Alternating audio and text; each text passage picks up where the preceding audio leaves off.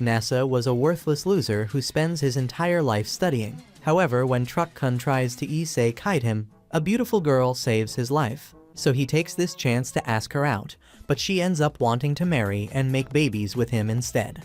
It all started when Nasa's parents took one look at his face and named him after the stars because he looked like Baby Yoda. However, as the years went on, he was constantly mocked because while his name implied that he was destined for greatness, he was actually a worthless failure on everything. He eventually got tired of being a joke and decided to become an astronaut. So he spent years studying so he could pass an exam that would get him into the hardest school in the country. On his way home that night, he continued fueling his delusions until he saw a girl named Tsukasa across the road and felt his heart glitch for the first time. His megamind couldn't understand how one person could be so beautiful, and at that moment, he decided that he wanted to explore her kitty instead of the stars. He started walking over, completely ignoring reality until Truck-kun gave him a brutal lesson about road safety. In seconds, Nasa was on the floor, bleeding out, and realizing that he never even got a chance to explore black holes until he saw her standing over him and wondered why she was also bleeding. At that moment, the truck driver rushed out and seemed to be a lot more concerned for her safety because she had jumped in front of Nasa at the last moment to save him. However, she told him to get an ambulance for Nasa instead, and when he tried to fight through the pain to talk to her, she told him not to bother as he was too injured to move. As she walked off looking like a moon princess, Nasa decided to reject the Grim Reaper's call because he was not about to let this opportunity slide. With the little strength left in his body, he got up and told the truck driver not to worry about him, while his head was gushing blood like a water fountain. As the truck driver watched in shock, Nasa dragged himself across the snow to find the girl and eventually saw her at a bus stop. After he walked in and thanked her, she made him sit beside her and cleaned the blood while he obsessed over how good she smelled. She then commended him for pushing himself so hard, but said he still had to go to the hospital. After telling him to wait for the ambulance, she walked out. Nasa immediately tried to stop her, but he suddenly collapsed, and Tsukasa explained that his body was shutting down from all the blood loss. She started walking away again, but this obsessed virgin still got up and stopped her, recalling the story of a moon princess who got separated from her love. He said he couldn't let her go without confessing his feelings. Naturally, she was shocked to hear a bleeding simp confess love for someone he just met, but after listening to him, she said they could only get together if he agreed to marry her. Ignoring the glaring red flags, Nasa immediately agreed to this and passed out right after. By the time he woke up, weeks had passed, and Tsukasa was nowhere to be seen. So Nasa spent his time recovering and couldn't sit for the exams. He wrote it the following year and passed with flying colors. But then he rejected countless school offers from schools across the country and started working service jobs, hoping to see Tsukasa again. It has been a couple of years since then, and Nasa now lives by himself to get away from his parents' constant nagging. One night, while looking through the money he made by working numerous jobs, he hears someone at the door and freezes in shock when he sees the love of his life standing in front of him. Tsukasa enters the apartment, and Nasa rushes to make her a cup of tea, while freaking out because it's his first time having a girl over. When he finally joins her at the table, she gives him a marriage form, and he almost ruptures her eardrums while screaming. She then reminds him of the promise he made, and says she can take it back if he doesn't want to, but he immediately grabs it and says he was just caught off guard. Like every sensible adult, he wonders if this is some sort of scam, but due to a lack of common sense, he gladly signs everything. So she takes him down to the marriage registration office to make it official. After completing the process, the registration officer gives Nasa a complimentary wedding plant. While staring at it, Nasa still can't believe that he's now married to Tsukasa, until she asks him to hold her hand. He blushes and slowly takes her hand, only to increase his grip as he gets shocked by how soft she feels. When she tells him to relax, he panics and apologizes for losing control, but she takes his hand again and reminds him that he technically has a right to grab any part he wants.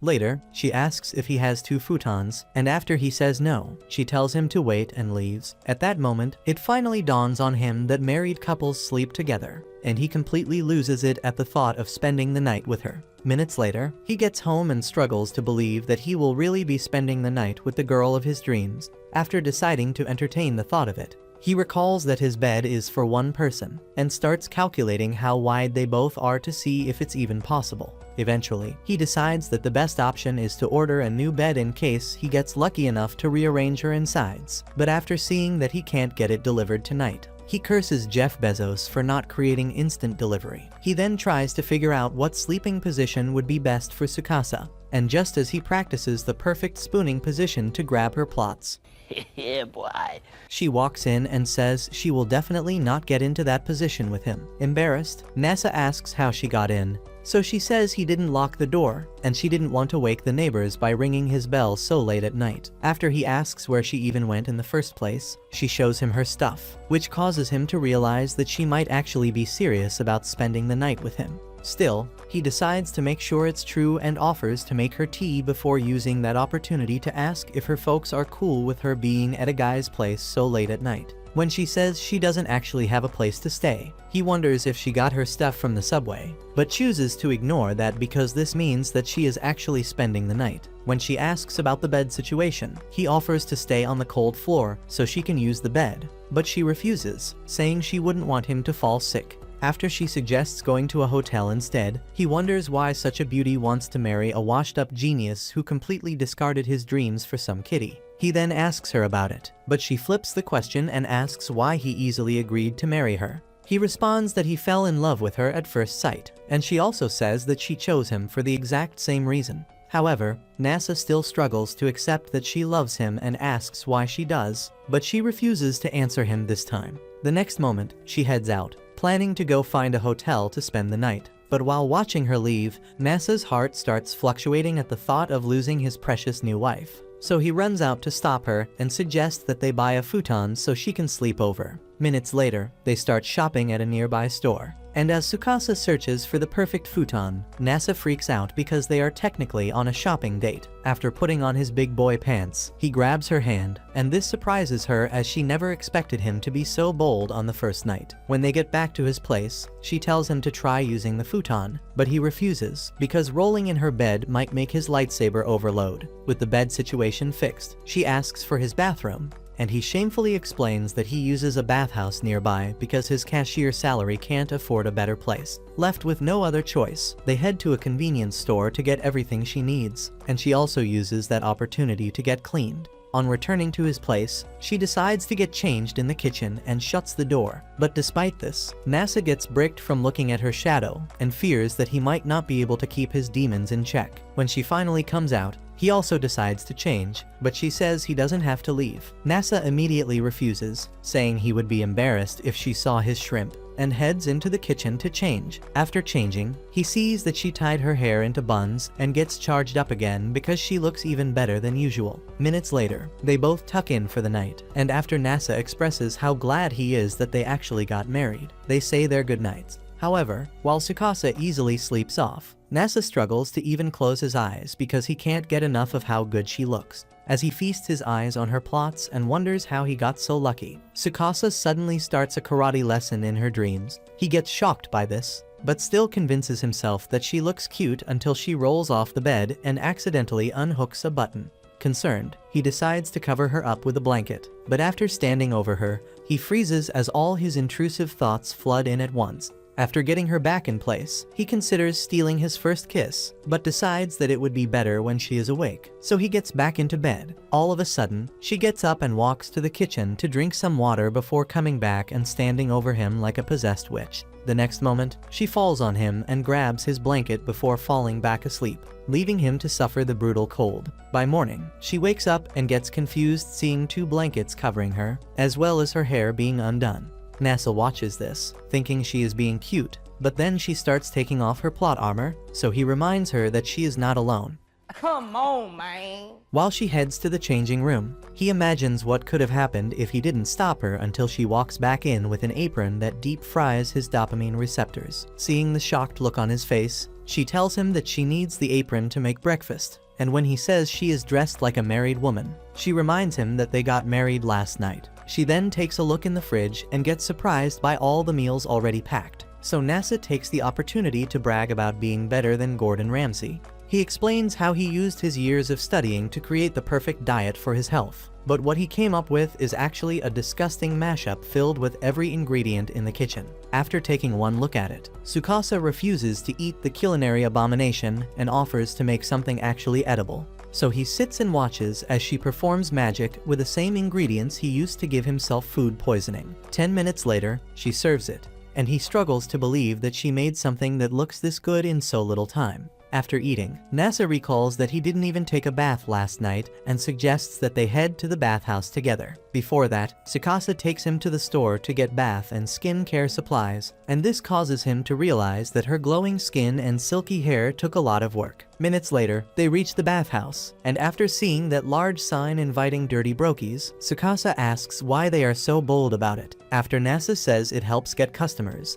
a weird-looking chick named Koname spots them and tells Nasa that she never expected to see him with a baddie because he spent his entire life mastering algebra, while his mates were perfecting the art of giving back shots. He tries to stop her from being so dirty with her insults, but she continues roasting him until Tsukasa asks who she is. After Nasa introduces them, Koname notices how close they seem to be and asks if Nasa finally convinced someone to date him, but he casually says they are actually married. Koname almost passes out from shock, but after getting herself together, she congratulates them, but tells him to keep it secret from a certain someone before offering them a free bath. As Tsukasa walks in, she holds Nasa back and says the gift is only for the hottie before admitting that she expected his magnum to eventually wither away because he has never looked at a chick romantically before. She then asks how beautiful the proposal and marriage ceremony were. But Nasa says that such things are an unnecessary hassle to hide the fact that he is too broke to afford a ring. Koname then tells him to fix that broke boy mindset and get a fat ring for Tsukasa because only losers get married without a grand celebration. She further says that it's the only way to prove that he really loves Tsukasa. But this triggers Nasa, so he loudly professes his love for her. Just then, she walks out and says it's embarrassing to hear her husband telling the world that he is in love. So Nasa apologizes for letting his thoughts slip out. Minutes later, Nasa heads to the men's bath and realizes that he is currently living in the average anime episode where the protagonist gets to see his crush's plot cannons. The fact that the girl in this case is already his wife makes this even better. But as his lightsaber turns on with excitement, Koname walks in and immediately feasts her eyes on it. While Nasa runs into the bath in shame, Tsukasa enters the women's bath and is excited to see that she gets to enjoy it alone. However, another blue-haired dingus named Aya walks in and immediately starts apologizing for invading her privacy. To make up for it, she offers to wash her back, and Tsukasa accepts, only to regret it minutes later when Aya starts comparing her skin to the iPhone and completely forgets to wash her back. After Tsukasa manages to bring her out of La La Land, she apologizes and introduces herself as Koname's older sister. So Tsukasa introduces herself as well, but Aya notices that she has the same nickname as Nasa and asks if they are related. Since they are now married, Tsukasa says yes, and Aya convinces herself that she has to be his little sister or something. Much later, Nasa dreams about the night he first met Tsukasa, and after she wakes him up, she realizes that she has been waiting and says she should have woken him up. Aya then shows up and excitedly says she has already met his sister. Nasa gets confused by this, so she asks if Tsukasa is not his relative. In a bid to avoid telling her the truth, he just says they are related. Tsukasa then asks how they know each other, so Aya says they were classmates. She also tells Tsukasa that he is the reason they still have a business and explains that things took a bad turn when their grandfather passed on and left the business to their dad, who fell in love with a random hoe and ran off with the money they had left. Thankfully, Nasa used his algebra skills to draft a new budget for them and also taught them how to attract new customers, which helped them rebuild the bathhouse. Minutes later, they both start walking home, and after recalling how Aya kept glazing Nasa, Tsukasa brings up her looks to see how he reacts, as Nasa foolishly describes how Aya evolved into a hottie over the years. Tsukasa's insecurities flare up, and Nasa eventually notices the change in her mood. However, after spotting a wedding reception nearby, he recalls what Koname said earlier and thinks she is upset because they got married without the proper celebration. When he musters the courage to ask if it's a problem, she claims to be okay, thinking he is talking about Aya, but her obviously triggered body language tells him another thing. After she says she wants to be the only attractive girl in his eyes, he misunderstands again and thinks she actually wants a grand proposal. So he decides to do that, instead of glazing her the way he just did to Aya. After handing her the keys to the apartment, He runs off to plan a proposal while she wonders why her husband has the same brain matter as a squirrel. As she starts heading home alone, the car of your dreams pulls up, revealing a chick named Chitos, who has been stalking Tsukasa. Minutes later, Tsukasa gets back to the apartment and sulks over the fact that Nasa suddenly chose to abandon her. Since she is with the only key, she also has to stay inside until he returns, and like that isn't enough, she doesn't have a phone to keep herself distracted. She eventually decides to do something to impress him in the meantime, and after settling on a full apartment cleanup, she takes a look around and realizes that Nasa is actually a really clean dude. Unlike you musty creeps watching this, however, she refuses to believe that he has already cleaned everywhere and continues searching for dirty spots until she gets to the closet. Before opening it, she guesses that it's probably where he keeps all his Gunnar material and decides to protect her peace of mind by ignoring it. She then decides to cook for him instead, since it's the only thing he doesn't know how to do. Just as she is about to start, the doorbell rings, so she goes to answer it, expecting to see Nasa, but it ends up being Chitos, who then admits to Tsukasa that she has been stalking her. After saying that she didn't expect to find her living in the slums, Chitos offers to take her back home and remind her of the luxuries they are used to. But Tsukasa slams the door in her face. Chitos immediately starts begging her to open up and apologizes for insulting the place before claiming that their grandmother had been worried sick because Tsukasa suddenly decided to leave home without telling anybody. Tsukasa then opens the door and tells her to stop the cab because she obviously asked their grandmother about her whereabouts and only came to take her back because she is a sister-loving creep. As Chitos tries to make another excuse, Tsukasa tells her that she is married and says she will come see their grandmother when she is ready. After she shuts the door on Chitos again, the fun-sized Goldilocks realizes that she has lost her sister forever and sits on the stairs to sulk. Minutes later, Nasa returns and gets worried about her, but she tells him to mind his business. He then gives her a napkin and says he simply can't walk past when such a cute girl is crying. This causes Chitos's heart to flutter, so she takes the napkin and dries her tears before telling him that her sister has refused to go back home, which is why she has been flooding the stairs with tears. After Nasa expresses his concern for her, she commends him for being such a nice guy and asks what he is up to. So he tells her about his plan to propose and says he has no idea how to go about it. Just as Chitos starts cooking up a proposal plan, Tsukasa walks out to meet Nasa because she could hear his voice from the apartment. While he explains where he went, Chitos hears Tsukasa calling him darling and immediately starts twitching as she realizes that Mr. Nice Guy is the one who stole her smoking hot sister. She blows up in his face, demanding to know why Chitos would marry a broke loser who doesn't even know how to propose. Nasa then tries to make her understand that he is not that bad, but she continues raging and threatens to incinerate him. Shockingly, Nasa remains calm through all this and admits that she has reason to be concerned since she pulled up in his dream car and saw that her sister's husband can't afford a scooter. However, he insists on having a civilized conversation about everything so they can get to know each other better. Hearing this, Tsukasa realizes that her husband is actually a really chill dude, but Chitos refuses to hear another word and calls her bodyguard to snatch him up. While Tsukasa calmly watches, Chitos drives off with Nasa, who then warns her that Tsukasa might call the cops. After saying that Tsukasa is not a snitch like the nerds he probably hangs with, Chitos takes him to her family's mansion and summons two maids, Aurora and Charlotte. She then comes up with a plan to destroy Tsukasa and Nasa's relationship by forging fake pictures to make him look like a cheater. While Aurora gets confused about how she intended to pull it off, Charlotte takes one look at Nasa and immediately starts taking off her plot covers.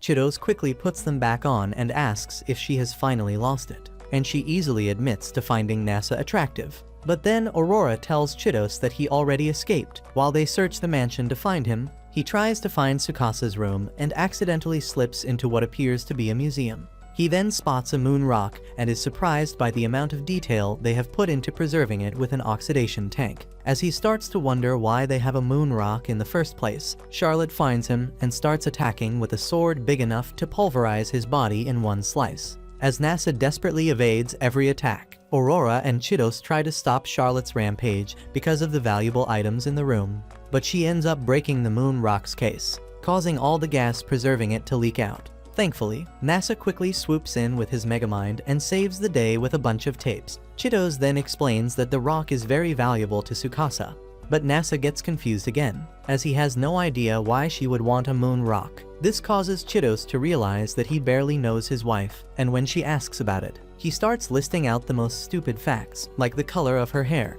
Chidos then recalls how Tsukasa saved her life a couple of years ago and says she should be the one to marry her. What? Not this clueless brokey. The next moment, Charlotte stuffs his face into her milk jugs, and Aurora immediately takes multiple pictures before uploading them to a computer and creating photoshops that traumatize Nasa. After he asks why she is working as a maid despite having enough skills to be in the Secret Service, Tsukasa shows up and takes one of the pictures. Nasa immediately explains that they are trying to frame him, but Chidos insists that they have to break up because he can't keep it in his pants. After giving it some thought, Tsukasa takes Nasa outside to talk and says she already knows what her family is capable of. She then takes him to a secret exit, and as they make their escape, Nasa wonders what else he doesn't know about her. When they arrive in an old church, Nasa takes the opportunity to finally propose and seals it with their first kiss. The next day, Tsukasa realizes that her favorite show will be on soon, so she tells Nasa to turn on the television, only to recall that she hasn't seen a single flat screen since she first moved in. When she asks why, Nasa explains that he doesn't actually watch movies, but Tsukasa refuses to believe that her husband is a Gen Z caveman and starts listing all the legendary movies to get his reaction. To her greatest surprise, he doesn't even know what the Marvel Universe is or what a lightsaber looks like. So she decides to get a television and show him the beauty of movies. While she explains how good it will feel to watch a movie with him, Charlotte and Aurora try to resume their operation to split the married couple. But Chidos tells them not to even think about it because Tsukasa will send them to the other side if they interrupt her movie. By then, Tsukasa and Nasa have just entered the electronics store, and as he tries to find the best television money can buy, Tsukasa tells him to get the most affordable one because she just needs a screen to watch her shows. Later on, they get to the bathhouse to clean up, and Nasa uses that opportunity to tell Kanem about this proposal. She then asks about the ring he gave Tsukasa, expecting to hear that he bought the biggest diamond in all of Japan, but Nasa says he has never seen a ring as important. Pissed, Kanem asks how a genius can be so stupid at the same time, and decides to give him a detailed lecture about emptying his bank balance to prove that he is a worthy husband. After listening to her words of advice and the occasional insult, Nasa sees a couple celebrating their engagement on the television, so he decides to figure something out for Tsukasa. On the way home, he tells her that he has to clock in for an afternoon shift, so she suggests spending some time at the park before he leaves. Minutes later, they both sit in awkward silence and stare at the water until Nasa gets worried that she might be upset about him leaving her all alone. To make her feel better, he suddenly takes her hand and locks lips, while Aurora and Charlotte watch from behind the bushes and decide not to interrupt. After the kiss, Tsukasa admits to being shocked that Nasa can be so aggressive, so he plays it cool to hide the fact that he just busted a fat one in his pants. Afterwards, they both return home, but after getting ready for work, Nasa worries that he might not see her when he gets back. But Tsukasa promises to wait as long as he gets back on time. Much later, Nasa takes a break from working to think about Tsukasa and how she probably feels lonely without him. He also starts to feel lonely being away for so long, and wonders how they can both always be reminded of each other in situations like this. Then he finally realizes that this is why a ring is so important, because she will always remember him anytime she stares at the fat diamond. On his way home, he recalls how he spent years searching for her and realizes that Kanem was right about him being stupid because he hasn't done anything to make Tsukasa feel special. After finally getting back home and seeing that she had already made dinner, he tells her about his plan to get an engagement, but she is surprised to hear this and says it's pointless to get one since they are already married. She further explains that the rings they need are wedding rings, but Nasa gets confused and asks what the difference is. After she tells him what the difference is, he remains obsessed with getting one, so she reminds him that he barely manages to cover the rent with his cashier's salary,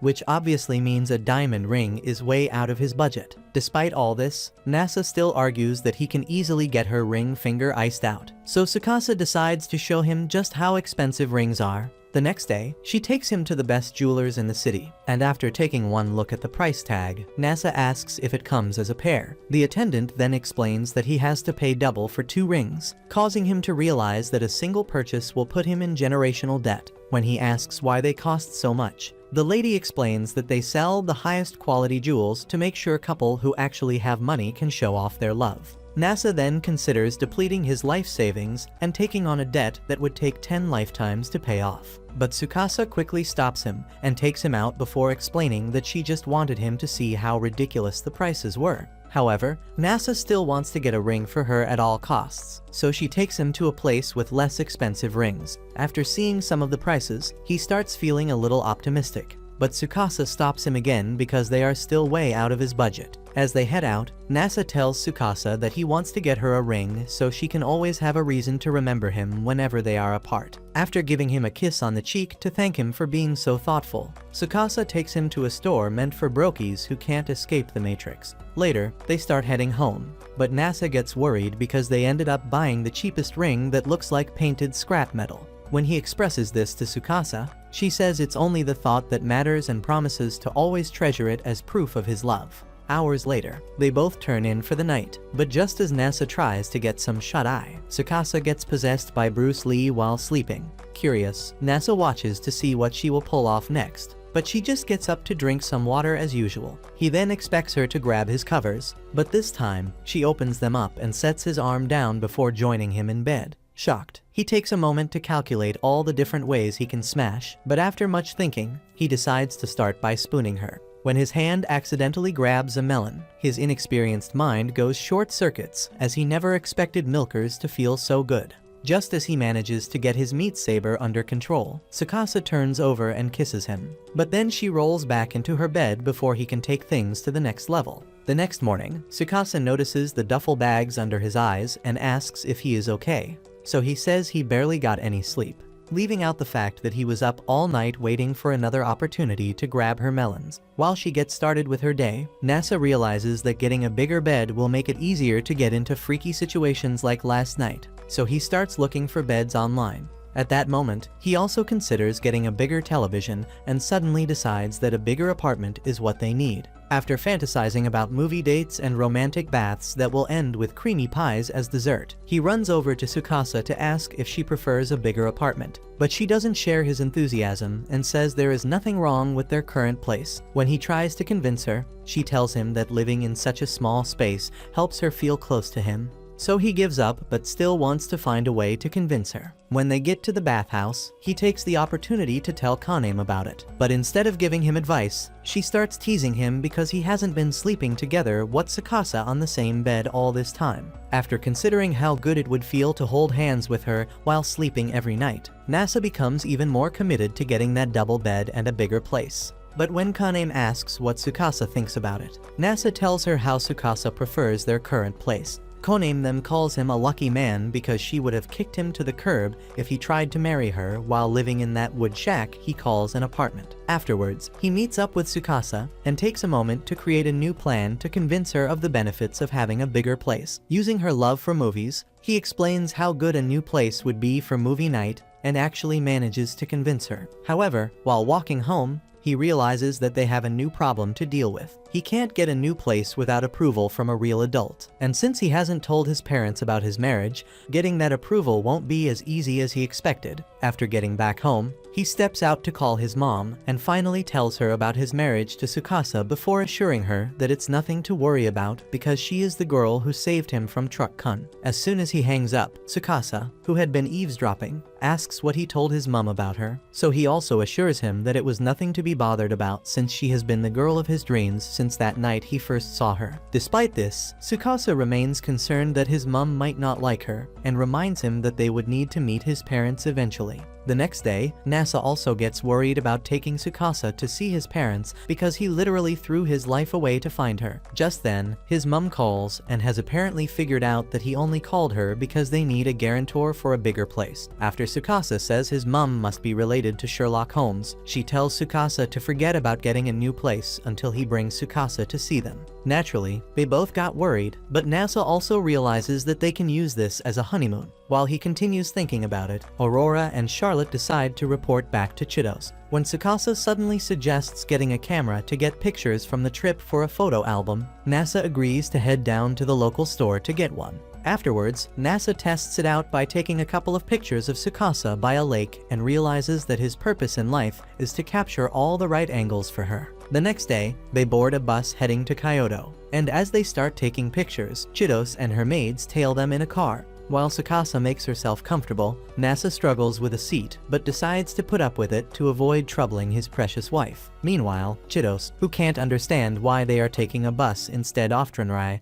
remains committed to destroying their relationship at all costs. Minutes later, Tsukasa and Nasa continue teasing each other in the bus. So Charlotte and Aurora ask Chidos why she wants to split such a cute couple. This causes her to get pissed at both of them, and after telling them to shut up, she insists that a retired nerd like Nasa has no business with someone as hot as Tsukasa. When they ask for the plan she cooked up to split them up, she says it won't be necessary because newlyweds typically split up during their honeymoon trip. Much later, the bus reaches a stop, so Tsukasa and Nasa get off for a break. But just as they are about to enter the mall, Nasa realizes that he left his wallet on the bus. While he runs back to get it, Chidos tells Aurora and Charlotte to watch closely because Tsukasa is definitely going to lose it over such a foolish mistake. However, Tsukasa follows Nasa to the bus and says she wanted to help him look for it, shocking Chidos. Minutes later, Nasa suggests getting a meal from a random restaurant. But Tsukasa refuses and says they have to try something special, like the lime udon she has heard so much about. After Nasa agrees, they both get plates. But after taking her first bite, Tsukasa notes that it tastes like regular noodles with lime. Nasa also tries it and notices the same thing, so it suggests sitting the actual lime to see if there's a difference. Tsukasa reluctantly tries it and gets irritated by the lime's taste.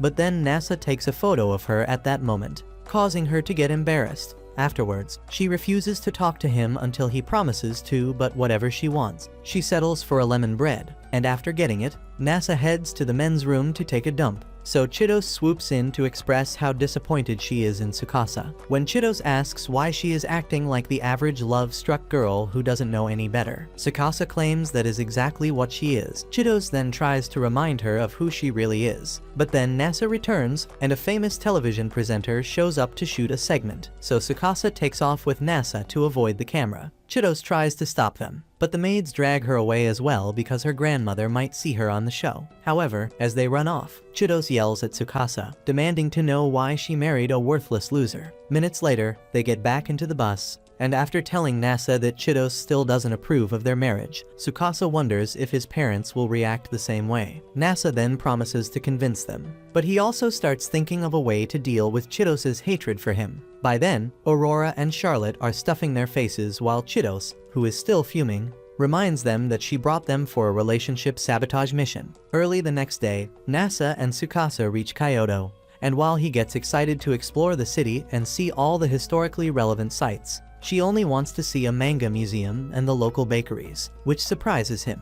He desperately tries to convince her that there are better things to do, but she remains obsessed with bakeries. However, after seeing how much he wants to see them, she decides to go with his plan instead. Just then, Chidos catches up to them to resume the usual antics. But instead of ignoring her as usual, Nasa tells Tsukasa to go see the manga museum with the maids, while he will spend some time with his #1 hater. Tsukasa gets surprised by this, but accepts since she really wants to see the museum and bakeries. After they leave, Nasa suggests getting a rickshaw ride, but Chidos stops him and says she will be acting like his girlfriend to see if he is really worthy of being Tsukasa's husband. By then, Tsukasa and the maids have just stopped at a cafe to get snacks, so they ask why she fell in love with Nasa when he is obviously not in her league. Tsukasa then explains how cute he is and says she fell even deeper in love when she noticed that he always praises the people in his life. At that moment, the maids notice how much she is blushing and tease her because she is obviously obsessed with him at this point. Meanwhile, Nasa has just bought Chidos a treat, and after she gets shocked by how good it tastes, she still refuses to accept him and asks why he loves Tsukasa. Nasa then explains the same basic stuff as before, and this pisses her off again, so she starts explaining the rest of Tsukasa's amazing traits. Upon hearing his, Nasa gets excited because he didn't think his wife was even more amazing than he initially thought. This reaction causes Chidos to lose it, so she storms off, knowing that this is probably why Tsukasa chose him over a lifetime with her favorite sister. When Nasa suddenly says she once saved his life, Chidos says Tsukasa did the same for her as well, so he shouldn't feel special. But then Nasa further explains that he felt lucky that night because he got to meet her, not because he survived. He then explains how rare it is to find a soulmate, And when Chitose gets fed up with the nerd talk, he says his marriage to Tsukasa gives him an opportunity to prove that he is worthy of her love every day. Not that he already proved it before they got married. This causes Chitose to finally see what made Tsukasa fall for him. But she still feels pained that she doesn't get to be the one to love Tsukasa forever. Much later, Tsukasa asks Nasa if she managed to convince Chitose, but he says he is not sure since she decides to head back home. Tsukasa then realizes that he definitely succeeded, but she decides to focus on meeting his parents. Much later, Tsukasa admits to being surprised that Nasa is from Nara, but he says he was actually born and raised in Tokyo. She then asks if his family is originally from Nara, but he also says no, so she asks why on earth his parents decided to live there.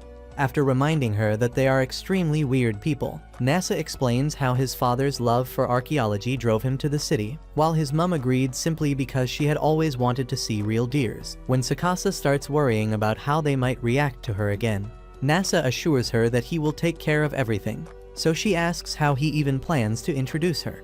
This dimwit then proceeds to explain how he will introduce her as a reincarnated goddess of beauty who stole his heart, but Tsukasa immediately tells him not to even try it. After eventually taking a taxi to his parents' place, Tsukasa notices that their house is close to the shrine of the moon goddess, and when Nasa asks how she knows, she says something about still being able to remember how the mountain looks after 1,000 years. Nasa completely ignores this because he is now nervous to show her to his parents, but then she spots someone peeking at them from the door and points her out to Nasa. Nasa swings the door open and asks Kanoka why she is acting like a creep when she was the one who insisted on meeting his wife. Kanoka then says she is not mentally ready to see Tsukasa, but as she continues freaking out, Tsukasa walks in and calmly thanks her for making time to meet with her. Seeing her smoking hot daughter-in-law causes Kanoka's brain to short-circuit, but after she loses it, Nasa asks for his dad, and she explains that he has been frozen in place all day because he also feels nervous about meeting Tsukasa. Minutes later, they all sit together in the living room,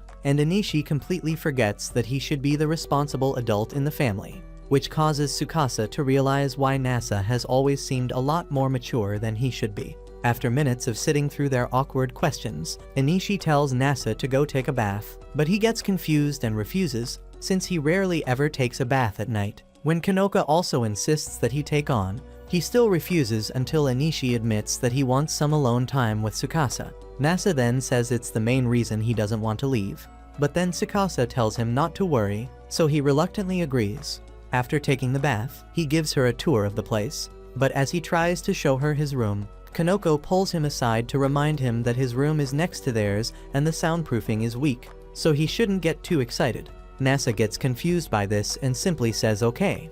But when Tsukasa says that they will finally be sleeping on the same level, his Excalibur rises as he realizes what Kanoka was talking about. Minutes later, they get into bed and, as usual, Nasa stays up thinking about all the ways he can fold Tsukasa until he gets tired of dreaming and asks if she wants to sleep on his arm. He immediately panics and says she doesn't have to, but she agrees and goes back to sleep on his arm. However, he soon realizes why such a position only looks good in movies as his arm starts falling asleep before him. She eventually notices and decides to save him from the pain. But then he asks for a goodnight kiss and says he won't be able to keep his magnum in check if she doesn't give it to him. Once again, she agrees, but after the kiss, he still struggles to fall asleep as his magnum starts begging for more. Early the next day, Anishi is surprised to see Tsukasa up so early, and after she greets him like her own father, his middle-aged brain cells implode. He then struggles to come up with something they can talk about, so she asks about his love for archaeology, and he decides to take her to his office. On getting there, she starts reading some ancient texts with ease, which surprises him. But then Nasa shows up and asks why she is pretending to like history. She immediately stops him from ruining the moment and says she actually loves it before thanking Anishi for showing it to her and heading out for breakfast. After eating, she tells Nasa that the only way she can enjoy historical sites the way he does is if they take pictures, and after he agrees, they go to see the great Buddha statue.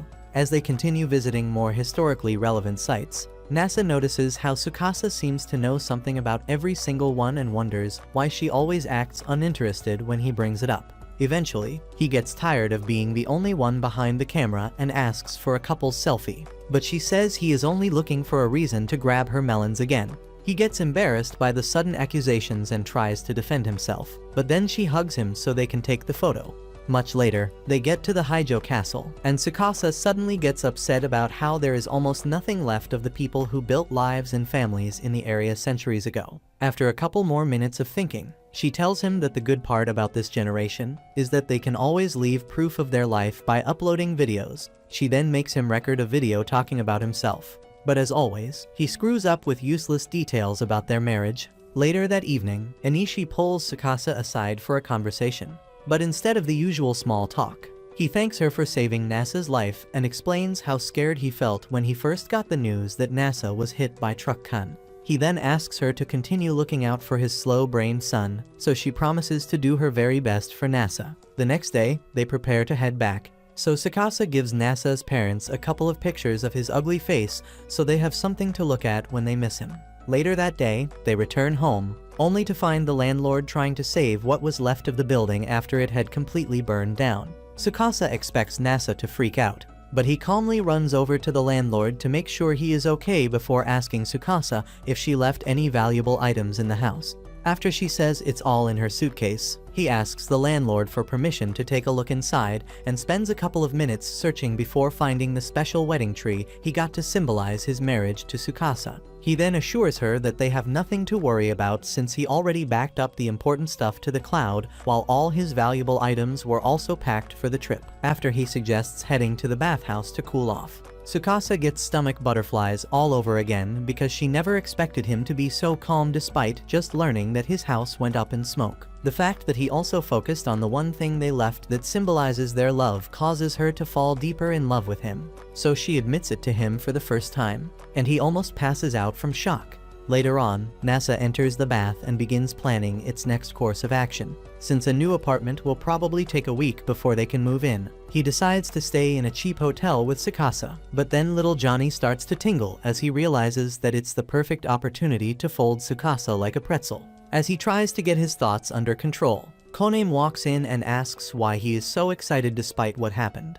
But he gets confused and asks why she thinks he is excited. After she points out his supercharged lightsaber, he gets embarrassed and covers everything except the one thing she is still looking at. Thankfully, she is already used to seeing baby carrots, so she ignores it and tells him to stay in the bathhouse with Tsukasa until they get a new place. He gets excited to hear this and tells Tsukasa as soon as she comes out. Koname then offers to show them the place while worrying about how Aya will react because she has been obsessed with NASA for years and still doesn't know that he is married to Tsukasa. Much later, she decides to test Aya by asking how it feels to live with her crush. And as expected, Aya freaks out while trying to act like she doesn't actually like NASA. The next moment, he walks in and thanks her for letting him stay while flashing his wedding ring right in her face, but she remains clueless and tells him not to worry about it. When he mentions taking Tsukasa to see his parents, her brain cells finally start working for the first time ever, but they still fail to show her what's really happening until their mom walks in and congratulates NASA on his marriage to Tsukasa. While Koname immediately asks why she is always so insensitive, Aya breaks down with the realization that she was too stupid to even notice that her first love had already slipped away. As she starts a flashback scene to explain how she fell in love with NASA, her mom snaps her out of it and gets pissed because she is making a big deal out of a simple crush when their dad left her to smash a younger Audi he found attractive. While they argue over whose trauma is more relevant, Tsukasa starts feeling bad for not noticing that Aya had feelings for him. But Koname stops him and says it's her fault for not speaking up when she had the chance. Upon hearing this, Aya admits that she was wrong for keeping her feelings locked away and congratulates him on the wedding before deciding to become one of those streamers you goon to every night. Days later, Tsukasa tells NASA that she has to do their laundry, so he offers to help with it, but she refuses. He then asks if she is trying to prove that she is a traditional wife, but she starts blushing and admits that she doesn't want him to see her plot covers. NASA also gets embarrassed at the thought of this and agrees with her, but then Koname shows up and asks Tsukasa for help with something. After they both leave, NASA realizes that he has just been blessed with a once-in-a-lifetime opportunity to sniff Tsukasa's special juices. He then convinces himself that it's perfectly normal. But as he prepares to enjoy her scent, Koname admits that she never thought he had the guts and says she started watching when he first started yapping about Tsukasa's smell. Afterwards, they both get to the laundromat and, after putting the clothes into the machine, Tsukasa tells Nasa that they actually needed to get them washed because she doesn't have any plot armor left, which is why there is currently nothing under her tracksuit. As usual, Nasa freaks out at the thought of her melons being exposed, and while she remains embarrassed, he quickly takes a photo and says he just had to because such a vulnerable moment only happens once in every lifetime. After they return home, Kanem asks Nasa if he has bought new clothes for Tsukasa, and after he says no, she calls him stupid for failing to realize that hotties like his wife need a constant wardrobe update to stay good looking. Minutes later, he finds Tsukasa and tells her about it, so she agrees, but warns him that girls' clothes can be expensive. She then asks where he usually shops for clothes, and after he mentions one shabby-looking store for used hand-me-downs, she takes him to a high-end boutique to experience real shopping. After trying on a number of outfits, she shows him one that immediately triggers his insecurity, but instead of crashing out like the average simp, he calmly explains that he wouldn't like another guy to see her like that. She then notes that he can actually be possessive and decides to change into something better. Eventually, the shopping spree takes them to the plot armor section, and Nasa soon gets embarrassed to be around so many spicy sets. So Tsukasa tells him to sit and hide his brick while she shops on her own. He then uses that opportunity to look for a price tag and quickly realizes why she warned him that it would be expensive. When they start heading home, he notices that she got the affordable ones and asks if they are actually good, but she tells him not to worry about it. He then musters some courage and asks if he can see her wearing them later. Yeah, boy. But this surprises her, so she turns away to hide how embarrassed she is and says yes. However, she quickly suggests that they shop for his clothes as well and agrees to change the subject. Later, Nasa tries to settle into the new place Kanem prepared for them, but all the ancient furniture and appliances give him the ick. He then offers Tsukasa some help in the kitchen to distract himself, but she tells him to go wait like a good little boy so she can focus on making the best meal he has ever tasted. As expected, he folds and immediately returns to the living room, where he waits until she serves the food minutes later. After they eat, Kanem drops by to give them a special melon as a welcome gift, and when she leaves, they both decide to find a way to appreciate all the help she gives them. Early the next day, Nasa gets a call from his landlord telling him about a new apartment he just finished building. So Nasa tells Kanem that they will be out of her hair soon. However, she gets upset by this and asks if he is leaving because they can't get freaky knowing she is around. Nasa immediately says it has nothing to do with that.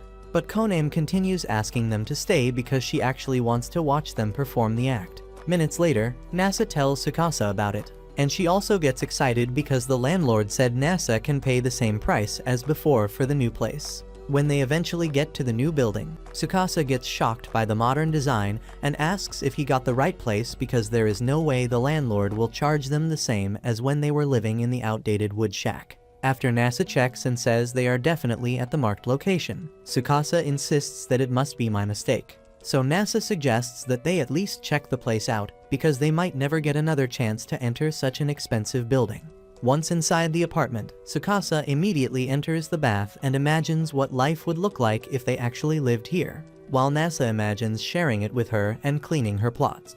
After soaking in the view for a couple more minutes, they head to the bedroom and get stunned by the huge queen-sized bed. Nasa then takes the opportunity to ask Tsukasa if she would like to share a bed with him when they get their new place, and she shyly says yes to avoid revealing how badly she wants it. On their way back, Nasa promises to lock in and make enough bread to get them a fancy apartment, but Tsukasa tells him not to worry because she would be happy with any apartment as long as she gets to be with him.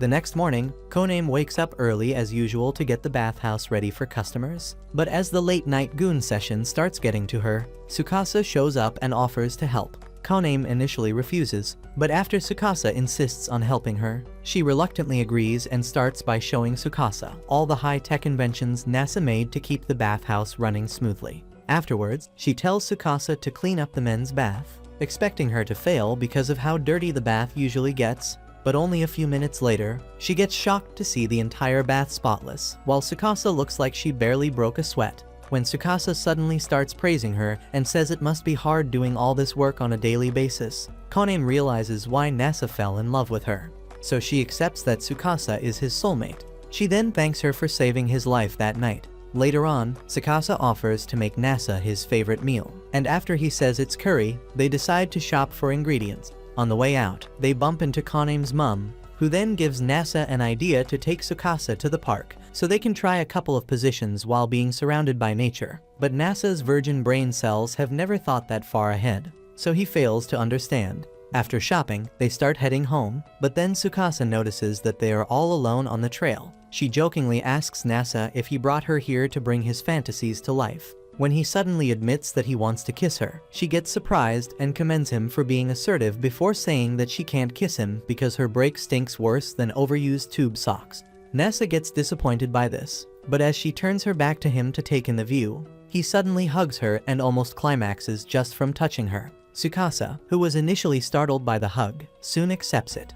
And when Nasa asks if she is happy with their marriage, she assures him that it's the best thing that has ever happened to her. Days later, Chitose finds the remnants of the old place and freaks out because she had stopped stalking Tsukasa and had no idea she is now homeless. When the maids tease her about it, she flips out as usual before spotting Tsukasa, who was just about to head home. Minutes later, she continues pestering Tsukasa about her current living condition, but Tsukasa claims they actually moved into the playground. For some reason, Chitose easily believes her and crawls into one of the contraptions to see what it's like, only to realize that Tsukasa already ditched her. Minutes later, Tsukasa returns home and sees Nasa digging through a bunch of old junk, so she joins in. When he pulls up a weird-looking plate and asks what it is, she tells him that it's used to make takoyaki, which surprises him, so he asks how. She then realizes that even a genius like him can be stupid sometimes, and after explaining how takoyaki is made, she offers to make him some for dinner. He then suggests that they host a takoyaki party and invite the sisters. Minutes later, Chitose finds the bathhouse and resumes her annoying interrogations of Tsukasa. This time, Tsukasa sets down a mat and claims she sleeps on the cold floor while using milk bottles as her pillow.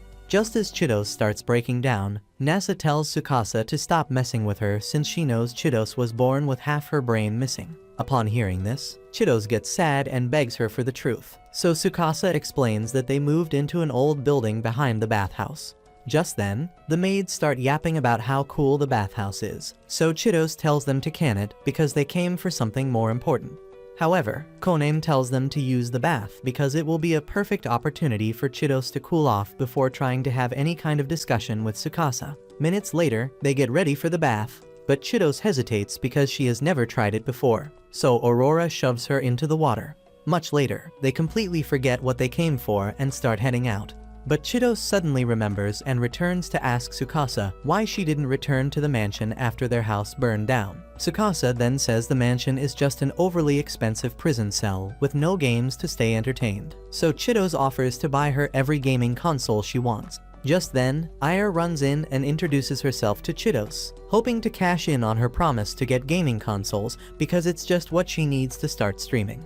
After they all gather at the old house for Tsukasa's takoyaki party, but Aya uses that opportunity to challenge her to a cook-off because she doesn't believe that a trust fund hottie like Tsukasa actually knows her way around the kitchen. However, after the maids help Tsukasa with all the groceries she needs, she whips up a feast that causes Aya to realize that she never had a shot at winning Nasa's heart. Despite this, she refuses to accept defeat and challenges Tsukasa to an actual game instead. Tsukasa agrees again, but as they all start choosing games, Nasa remains clueless because he spent his young life stacking books in the library while geeks like you were yapping about Call of Duty skins. The girls eventually notice this and ask if he knows any games at all, to which he says only Solitaire and Minesweeper. After mocking him for being the youngest boomer in history, they start the games, and Nasa is easily floored by Tsukasa in the very first round. After Koname also loses to her, the maids decide to start a tournament to decide who the best gamer is, and the winner gets to make Nasa do anything they want. Aya, Tsukasa, and Chitose join the games again, but Chitose plans to make Nasa dangle his meat saber in front of everyone while doing handstands if she wins. Unfortunately, Aya humiliates her in multiple rounds until she accepts her own incompetence and gives in. As Tsukasa gets ready to take her turn, Chitose tells them that she spent years mastering games back when she was still in the mansion. But despite all the big talk, Aya humiliates her as well. Tsukasa then asks for a rematch with a game of her choice, and Aya agrees, thinking this will also be a walk in the park. However, she gets confused by the weird control, and Tsukasa easily gains the upper hand and wins.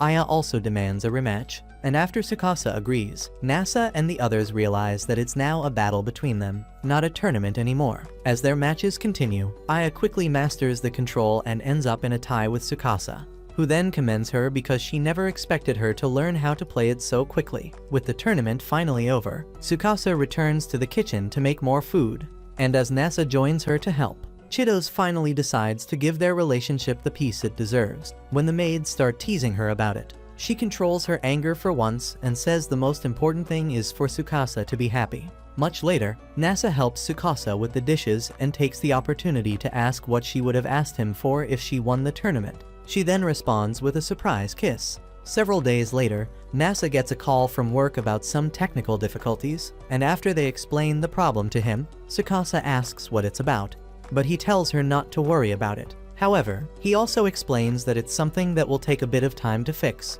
and when she gets concerned and says he is the kind of guy who works until his hands go numb, he laughs it off and says she is just exaggerating. The next moment, he pulls out the ultimate computer setup and starts typing like a professional hacker on coke. Tsukasa watches, thinking it will be over soon since he is typing so fast, but as the hours pass, she realizes that he is fully locked in and continues doing a bunch of chores around the house until he finally stops.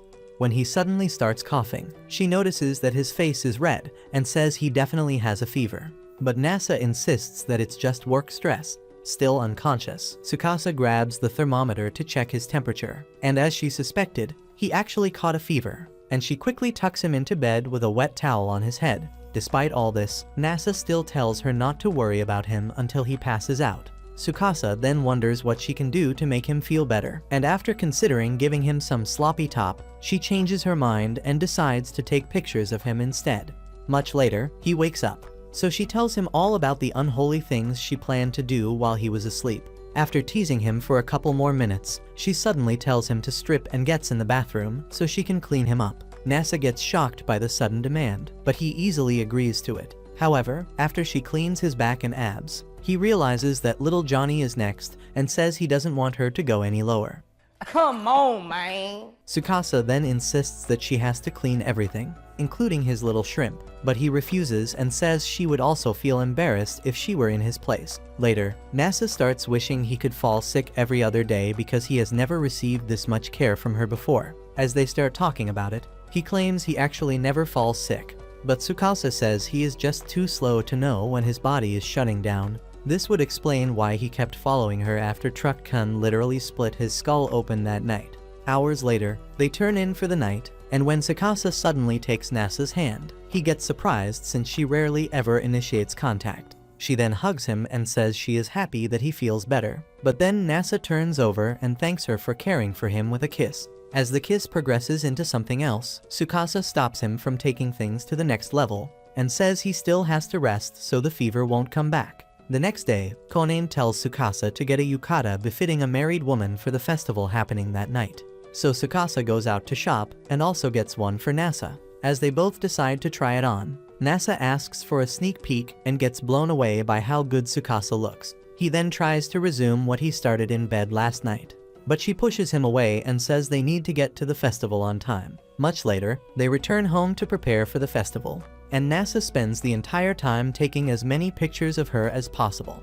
When they finally get to the festival, Tsukasa immediately tracks down Takoyaki, and after eating, they run into Kanem and Aya, who are currently running a goldfish catching stand to raise money for local businesses. When Tsukasa says that she is actually an expert at catching goldfish, Nasa decides to prove himself as a man by doing the same, but he ends up humiliating himself the entire time. Afterwards, they stop by at a shrine to offer prayers, and Tsukasa mostly prays for a successful marriage with Nasa since they are both inexperienced lovebirds figuring life out together. She then tells Nasa that she actually worries about his health a lot because he puts a lot of energy into helping the people around him and pays little to no attention to himself. This causes Nasa to get emotional, so he gives her a hug and thanks her for always being an amazing wife. Tsukasa then reveals that she also prayed he would live a long life so they could share more loving moments together.